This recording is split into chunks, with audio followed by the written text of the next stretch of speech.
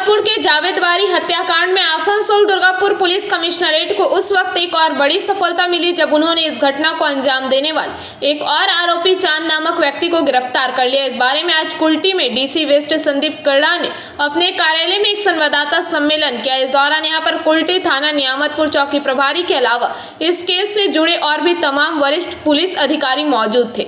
DC waste ने बताया कि 29 अगस्त की रात में जावेद बारी नामक एक व्यक्ति की गोली मारकर हत्या कर दी गई थी। घटना के तुरंत बाद पुलिस ने अपनी जांच शुरू की। शुरुआती जांच के बाद इंतखाब आलम नामक एक व्यक्ति को गिरफ्तार किया गया। इंतखाब आलम से पूछताछ की गई। उन्होंने फरहानाज और उनके पति आसिफ के इस अपराध में संलिप्त होने की बात कही।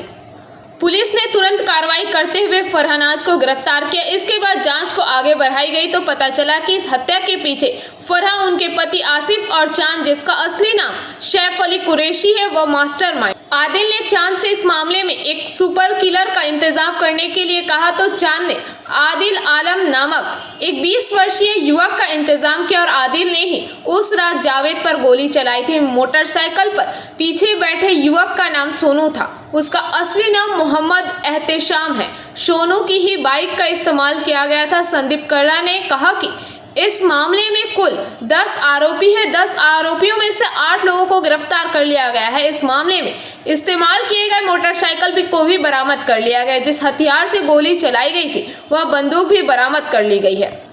आरोपियों ने अपना अपराध स्वीकार कर लिया है। यहाँ तक कि जिस जगह पर बैठकर इस पूरे घटना की साजिश रची गई थी उसका सीसीटीवी फुटेज भी पुलिस को मिल गया है। उन्होंने इस मामले में पुलिस द्वारा जो सक्रियता बरती गई उसकी तारीफ की। उन्होंने बताया कि 5 लाख की सुपारी दी गई थी। डीसी वेस्ट ने बताया कि आसिफ ने चांद को 5 लाख दिए थे इससे पहले कि चांद बाकी लोगों को रुपए दे पाते। पुलिस ने कार्रवाई की और सभी को गिरफ्तार कर लिया। उन्होंने बताया कि इस मामले में 10 आरोपी थे जिनमें से 8 लोगों को गिरफ्तार कर लिया गया। आसिफ और जावेद कुरैशी अभी तक फरार है। उनको भी बहुत जल्द गिरफ्तार कर लिया जाएगा। आसिफ और उनकी बीवी फरहा ने इस पूरे घटना के साजिश रचे थे और जावेद कुरैशी मनेरेकी की थी। সবার জানেন 29 অগস্ট রাত্রিবেলা একটা শুটআউট হয়েছিল। জাভেদ বাড়ি মানে একজনকে রাস্তার উনি হাঁটছিলেন তো ওনাকে একটু শুট করে মেরে দিলেন, এক্সপায়ার্ড। তো তারপরে আমি ইনভেস্টিগেশন শুরু করলাম, আমার টিম ইনভেস্টিগেশন শুরু করলো। খুব শীঘ্রই আমি লিড পেয়ে গেলাম। তো আফটার ইনিশিয়াল ইনভেস্টিগেশন আমি আইডেন্টিফাই করলাম কি ইন্তেকাব আলম বলে একজন একটা প্ল্যান করলেন, তো ওনাকে অ্যারেস্ট করলাম। इंतकाब आलम জানালেন কি এই প্ল্যানের পিছনে আর কোন কোন আছে। তো তার বেসে আমি ফরহানাজকে অ্যারেস্ট করলাম और ওখান থেকে আমি জানলাম কি এই যে জাভেদ বাড়ি और এই ফরহানাজ এর মধ্যে একটা জমিন জায়গা নিয়ে একটা গন্ডগোল ছিল। তো তার জন্য এটা ওনাকে মারলেন। তো মেইন প্ল্যানার্স ছিল ফরহানাজ, ওনার হাজব্যান্ড আসিফ और एक ছেলে বলে চাঁদ আলিয়াস সাইফ আলী কুরैशी। ইনি মেইন প্ল্যানার্স ছিলেন। আসিফ চাঁদকে বললেন কি আমার জন্য একটা শুটারের ব্যবস্থা করে দাও, তো আমাকে একজনকে মারতে হবে। তো চাঁদ অ্যারেঞ্জ করলেন और মেইন শুটার ছিল আদিল আলম, মোহাম্মদ আদিল আলম, 20 বছরের বয়স। और বাইকের পিছনে ছিল সোনু, ওনার ডাক নাম সোনু ছিল, মেইন নাম আছে এহতেশাম, মোহাম্মদ এহতেশাম। তো এই দুজন মিলিয়ে শুট আউট করলেন। টোটাল অ্যাকিউজ ছিলেন 10 জন। 10 জন মধ্যে আমি অলরেডি 8 জনকে অ্যারেস্ট করে নিলাম। যে গাড়ি ইউজ করলেন শুট আউট জন্য ওটা পেয়ে গেছে, যে ওয়েপন ইউজ করলেন গান ওটাও পাওয়া গেছে।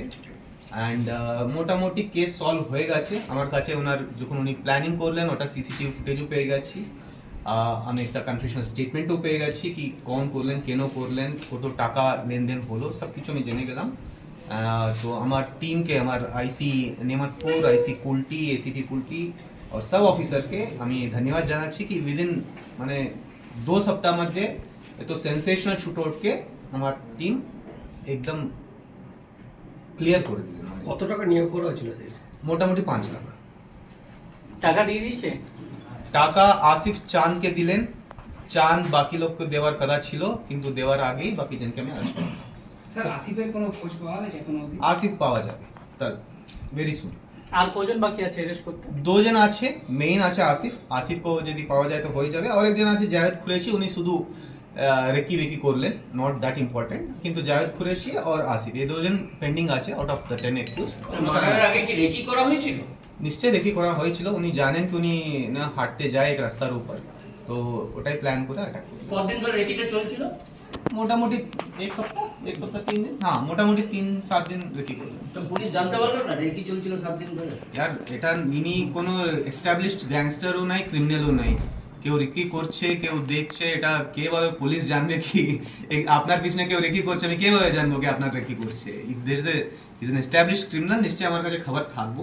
কিন্তু এটা তো এস্টাবলিশ ক্রিমিনাল, আপনার পুলিশ তো বলছে যে এদের বিরুদ্ধে তো অতীত আছে, তো মানে पास्ट আছে ভাই, but they are not gangsters that we keep attention on them all the time. ঠিক আছে, উনি কোনো ক্রাইম আগে করে নেই।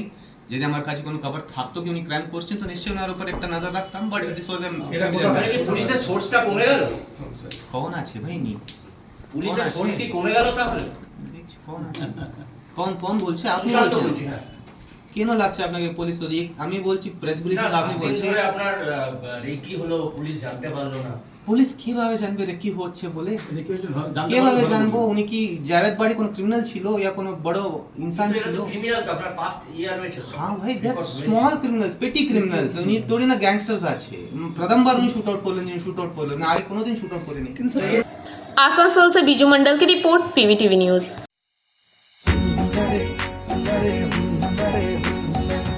এবারে পালকি ছোড়ে আসবে উমা বাড়িতে, পুজোতে থাকবে কদিন ফিরবে ঘোড়ার গাড়িতে। বাজা বাজা ঢাক বাজা, প্যান্ডেলে আলো সাজা, এসেছে সময় এবার জমিয়ে নাচা। পুজোতে শপিং মানে কসমো বাজার, প্যান্ডেলে হপিং মানে কসমো বাজার। কসমো বাজার, পুজোর শপিং টু প্যান্ডেল হপিং, সঙ্গে রয়েছে দারুণ আকর্ষণীয় উপহার। काजोड़ा एरिया के जामबद कोलेरी कोऑपरेटिव चुनाव में केकेएससी ने सभी 9 सीटों पर निर्विरोध जीत हासिल की। जीत हासिल करने के बाद सभी ने अबीर गुलाल लगाकर जीत की खुशियां मनाई और एक दूसरे को बधाई भी दिया। इस दौरान बहुला ग्राम पंचायत के उप प्रधान वीर बहादुर सिंह ने कहा कि जामबद कोलेरी में 9 सीटों पर कोऑपरेटिव चुनाव के लिए नॉमिनेशन फॉर्म भरने का समय 2 दिन तय किया गया। इस दौरान काजोड़ा एरिया केकेएससी के अध्यक्ष अजय पात्रा, सचिव घनश्याम राम, जामबद ओसीपी के सचिव सुरेश पाल, बहुला अंचल सभापति उत्तम मिर्धा, कृष्णा भुइया, दिनेश पासवान, मनोज पासवान आदि उपस्थित रहे। इसके अलावा कोऑपरेटिव चुनाव को देखते हुए भारी संख्या में पुलिस बल तैनात किया गया था। पूरा पश्चिम बंगाल में तृणमूल कांग्रेस का जय जयकार सब जगह हो रहा है। स्वाभाविक बात है कि जामबद में भी वो जय जयकार हुआ। और कारण क्या है? कारण है कि ये कोऑपरेटिव इलेक्शन है कोयला खदान का मजदूरों का, और कोयला खदान के मजदूरों के साथ में केंद्र में बैठी हुई सरकार, अन्य पार्टी के लोग जो रवैया अपना रहे हैं, इससे कोयला खदान का मजदूरों का अवस्था दिन पर दिन दयनीय हो रहा है। आज उसी का प्रतिवाद में सिर्फ ये प्रतिवाद है, और इस प्रतिवाद में देखने को क्या मिला कि कल और आज यानी 12 तारीख और 13 तारीख 2 दिन का यहाँ पर नॉमिनेशन और फॉर्म उठाने का डेट था। हम लोग निश्चित रूप से हमारे जो कार्यकर्ता हम लोग भी थे यहाँ पर, प्रशासन अपना काम किया, कोऑपरेटिव अपना काम किया। हम लोग निश्चित रूप से इस बात को बहुला अंचल में संदेश देने के लिए हम लोग आए थे कि कोऑपरेटिव इलेक्शन में सभी लोग आके आप लोग नॉमिनेशन कर सकते हैं। किसी को बाध्यता, किसी को रोकना, किसी को अटकाना ये काम नहीं था। आप लोग प्रेस के लोग हैं, मीडिया के लोग हैं, आप लोग भी लगभग 6 घंटा 4 घंटा से यहाँ पर हैं, आप लोग भी देखे होंगे। तो ये माहौल पश्चिम बर्धमान के अंदर में तृणमूल कांग्रेस देने का काम किया है, जामबद में देने का काम किया है। आज ममता बनर्जी का तरफ में पूरा बंगाल दिख रहा है, पूरा आसनसोल शिल्पांचल दिख रहा है। आज उसी का रिजल्ट है या उसी का फलस्वरूप कोयला खदान का जो मजदूर है, हम लोग का 9 कैंडिडेट हम लोग दिए थे, उस कैंडिडेट के प्रतिवाद में या उस कैंडिडेट का विरोध में अन्य कोई कैंडिडेट यहाँ पर नॉमिनेशन नहीं किया। इसीलिए हम लोग 9 कैंडिडेट हम लोग अनकॉन्टेस्टेड होकर हम लोग आए थे। सीपीएम के पास बोलने का कोई इशू नहीं है। सीपीएम पार्टी का क्या अवस्थान है पांडेश्वर में, बहुला में, जामबद में, आप लोग खोज के देखिएगा। सीपीएम पार्टी के पास 5 तो लोग नहीं है कि वो लोग कैंडिडेट खोज पाए। अन्य पार्टी के पास कोई लोग नहीं है कि कैंडिडेट खोज पाए। अब कैंडिडेट वो लोग खोज नहीं पाया, कैंडिडेट वो लोगों को मिला नहीं, तो हम लोग को बोलता, हम लोग कैंडिडेट खोज देते, लेकिन कैंडिडेट नहीं मिला। पांडवेश्वर से मंथन पासवान की रिपोर्ट, पीवीटीवी न्यूज।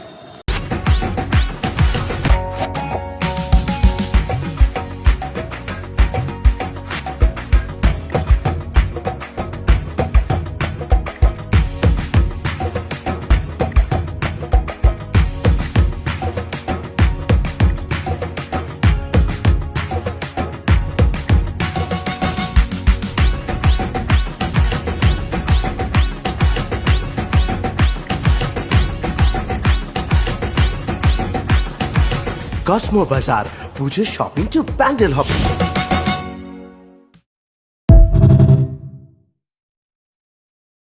पश्चिम बंगाल के जलपाईगुड़ी जिले के बनारहाट ब्लॉक में चाय श्रमिकों का बोनस को लेकर आंदोलन और भी तेज हो गया है। शुक्रवार के बाद शनिवार को भी इंडो भूटान सड़क को अवरुद्ध कर चुनाभाटी चाय बागान के श्रमिक सड़क पर उतर आए। श्रमिकों की प्रमुख मांग है कि राज्य सरकार द्वारा घोषित 20% बोनस तुरंत दिया जाए। उनका आरोप है कि मालिक पक्ष ने एक तरफा फैसला लेकर बोनस की दर घटा दी है और यह निर्णय श्रमिकों को विश्वास में न लेकर लिया गया है। इसके विरोध में श्रमिकों ने सुबह से ही सड़क पर बैठकर रास्ता जाम कर दिया। इस अवरोध के कारण बनारहाट से भूटान की ओर जाने वाली सड़क पर भारी ट्रैफिक जाम हो गया। स्थिति को नियंत्रित करने के लिए बनारहाट थाने की पुलिस बल मौके पर पहुंची और श्रमिकों को समझाने का प्रयास किया। पश्चिम बंगाल में दुर्गा पूजा के ठीक पहले एक के बाद एक चाय बागानों में श्रमिक आंदोलन ने प्रशासन को मुश्किल में डाल दिया है। श्रमिकों ने चेतावनी दी है कि यदि उनकी मांगे जल्द नहीं मानी गई तो आंदोलन और तेज किया जाएगा। मुख्य मांगे 20% घोषित बोनस तुरंत दिया जाए, बकाया मजदूरी का शीघ्र भुगतान, मालिक पक्ष की मनमानी पर स्थिति पर प्रशासन और चाय बागान प्रबंधन की ओर से अब तक कोई ठोस प्रतिक्रिया सामने नहीं आई है। आज मीटिंग में क्या आलोचना हो? सिद्धांत तो अभी तक हम लोग को सिर्फ आश्वासन मिला है।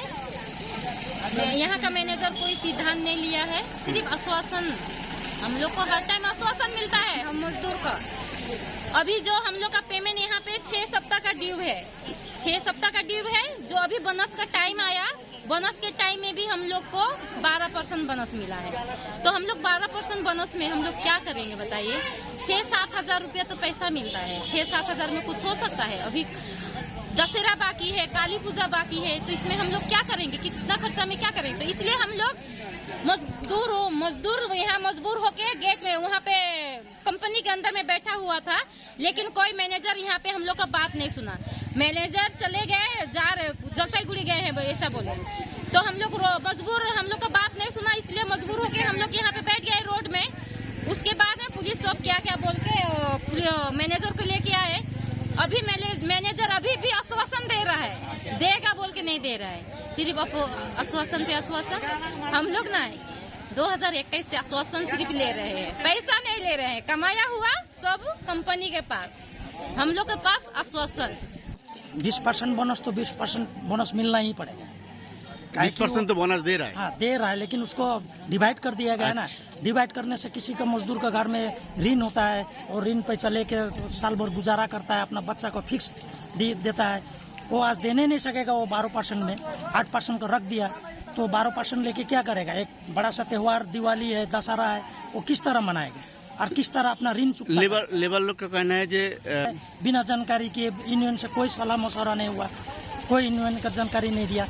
यूनियन को एक चिट्ठी दिया था, यूनियन चिट्ठी नहीं लिया। यूनियन एक तो लिखित दिया कि हमारा लेबर नहीं मान रहा है, हम लोग को 20% चाहिए तो 20%।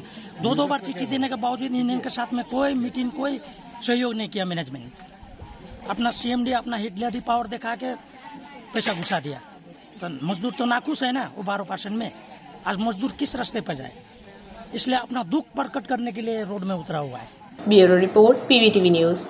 रानीगंज में इतने लग्जरी रूम, वो भी इतने कम प्राइस में। मैं बात कर रही हूँ रानीगंज के NSD रोड में लोकेटेड होटल अतिथि इन के बारे में। यहाँ पे आपको फैमिली, फ्रेंड्स और कॉर्पोरेट के लिए रूम्स मिल जाएंगे, वो भी सिर्फ 1500 स्टार्टिंग प्राइस में। यहाँ पे आपको super deluxe room, Dulux room, regular room के साथ साथ प्योर वेज रेस्टोरेंट, जहाँ से आप अपने रूम तक टेस्टी फूड ऑर्डर्स कर सकते हैं। ये होटल हाइजीनिक और क्लीन होने के साथ साथ 27 हेल्पिंग फैसिलिटी भी देती है। High speed wifi, TV with fully AC interior, 24/7 room service, good ambience, clean cupboards, separate geyser facilities, clean washrooms, smoking area. अगर आपका भी प्लान है रानीगंज में स्टे करने के लिए, तो आपके लिए ये एक अच्छा ऑप्शन हो सकता है। आप यहाँ पर रूम ऑनलाइन प्लेटफॉर्म मेक माई ट्रिप से भी बुक कर सकते हैं। अगर आप मेरी वीडियो दिखाते हैं तो आपको मिलेगा एक्स्ट्रा 20% ऑफ। अतिथि इन होटल आपको रानीगंज स्टेशन से 5 मिनट वॉकिंग डिस्टेंस पे मिल जाएगा। और इन्फॉर्मेशन के लिए आप इन्हें कॉल भी कर सकते हैं। Thank you for watching.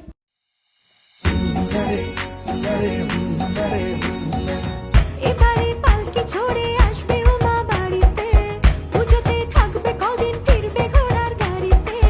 বাজে বাজে ঢাক বাজা, প্যান্ডেলে আলো সাজা, এসেছে সময় এবার জমিয়ে নাচা। পুজোতে শপিং মানে কসমো বাজার, প্যান্ডেল হপিং মানে কসমো বাজার। কসমো বাজার, পুজোর শপিং টু প্যান্ডেল হপিং, সঙ্গে রয়েছে দারুণ আকর্ষণীয় উপহার।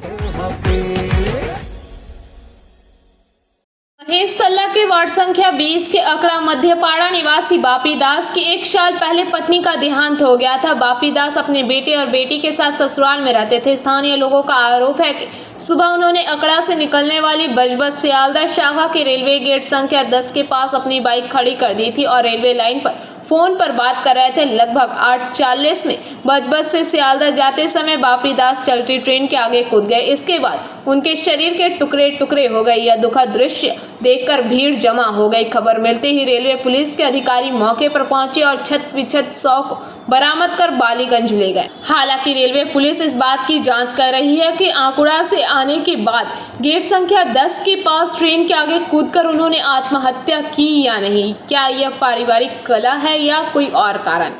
আমাদের পাশের বাড়ি বাপি দাস। কেমন ছিল না এমনিতে ভালো। কি কাজ করতো? প্লাস্টিকে। কোনো পারিবারিক অশান্তি না ওই তো বলতে পারবো না, এখন খবর পেলাম তাই একটু দেখি। বাড়িতে কি কি আছে? মা ছেলেকে দেখলাম এখন। আর শাশুড়ি আছে? ওই তো মা মানে শাশুড়ি মা। সকাল 8:40 ট্রেনে লোকটা রেল লাইনের উপরে দাঁড়িয়ে ফোন করছে। তো এখান থেকে গ্রামবাসীর একজন দুজন দেখতে পাওয়ার কারণে যখন ট্রেন হুইসেল দিচ্ছে তখন এরা এখান থেকে চেঁচায়। অলরেডি ট্রেন কাছাকাছি এসে গেছে, কানে হেডফোন থাকার কারণে সে শুনতে পায়নি। ট্রেনটা এসে দুর্ঘটনাটা ঘটে গেল। কিন্তু লোকটা যে স্বাভাবিকভাবে যে ধাক্কা খেয়েছে এটা আমাদের মনে একটা খটকা লাগছে। কারণ লোকটার বাড়ি সম্ভবত ভারতীয় সংঘ ক্লাবের ওখানে, গাড়ি রয়েছে এইখানটায়, বাইক, হ্যাঁ বাইক, একটা বাইক আছে এখানে, গাড়িতে চাবি সমেত লাগানো আছে। কিন্তু অনেকটা দূর থেকে সিগন্যাল বাতির ওখান থেকে দাঁড়িয়ে দাঁড়িয়ে ওখানটা অ্যাক্সিডেন্ট হয়েছে। কেন লাগে কি উনি স্ব ইচ্ছায় এসেছিল কি বা কোনো কাজে এসেছিল ওইটা এখন ঠিক বোঝা যাচ্ছে না। এক লোক ছাড়া বলতে পারবে না কি ঘটনা ঘটেছে, সে সকালবেলায় এখানে আসলো কেন, এইটাই হচ্ছে আমাদের প্রশ্ন। বাইক রেখে রেল লাইনে, বাইকের চাবি সমেত অন করা আছে। আচ্ছা, বাইকের চাবিও অন করা আছে। কাছে একটা ফোন ছিল, ঠিক আছে, ফোনে কথাও হচ্ছিল। ফোনটা অ্যাক্সিডেন্টের পরে ডিসপ্লেটা আউট হয়ে যায়। আচ্ছা, আর কেউ আসছে? জিআরপি এখনো পর্যন্ত কেউ আসেনি, খবর করে দিয়েছে, ঠিক আছে, কেন শিয়ালদা বালিগঞ্জের খবর হয়ে তারপরে এখানে আসে। তো একদম পুরো স্বাভাবিক মনে হচ্ছে, আত্মহত্যাই করেছে। এই জায়গাটার নাম? এইটার নাম হচ্ছে জালকুড়া বেগপাড়া পড়ছে 10 নম্বর রেলগেট। আপনার নাম? আমার নাম Rakesh Mallick. Bureau report PVTV news.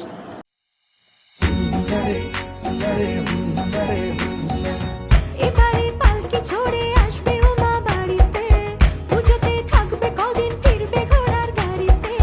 বাজা বাজা ঢাক বাজা, প্যান্ডেলে আলো সাজা, এসেছে সময় এবার জমিয়ে নাচা। পুজোতে শপিং মানে কসমো বাজার, প্যান্ডেল হপিং মানে কসমো বাজার। কসমো বাজার, পুজোর শপিং টু প্যান্ডেল হপিং, সঙ্গে রয়েছে দারুণ আকর্ষণীয় উপহার।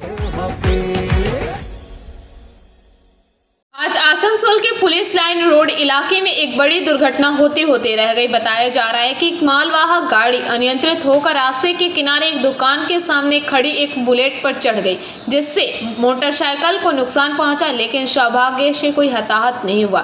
प्राप्त जानकारी के अनुसार यह गाड़ी एक साइकिल चालक को बचाने के क्रम में अनियंत्रित हो गई और उसने जाकर दुकान के सामने खड़ी मोटरसाइकिल को टक्कर मार दिया। इस घटना में साइकिल सवार एक बुजुर्ग व्यक्ति और एक नौजवान को चोट लगी। घटना के समय घटनास्थल से गुजर रहे टीएमसी पार्षद अशोक रुद्र और बोरो चेयरमैन शिवानंद बावड़ी ने तुरंत घटनास्थल में घायल लोगों को राहत पहुंचाने में मदद की।